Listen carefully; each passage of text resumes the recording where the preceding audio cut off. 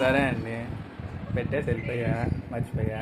Okay, మాడుతున్నప్పుడు వాసన వచ్చిద్దిగా, వాసన వచ్చేటప్పుడు వెళ్ళి ఆపేసుకోవాలని చూసుకోవాలిగా.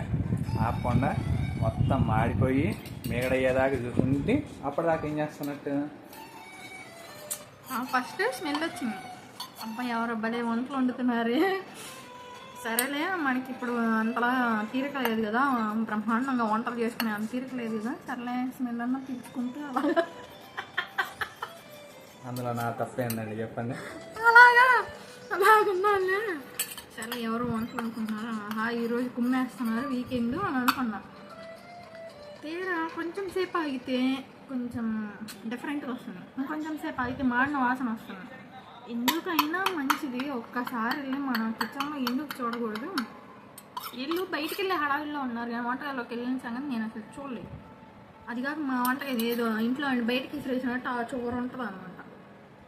ఆ చివర ఉంటుంది, ఆ స్మెల్ అంతా అట్టయిపోయింది, మాడింది ఏదో కొంచెం అలా తగ్గిపోయింది. ఎందుకైనా మంచిది చూద్దాం కదా అని వెళ్ళి చూస్తే తీరా అల్లండి కలాకండి తినడం కూడా అయిపోయింది.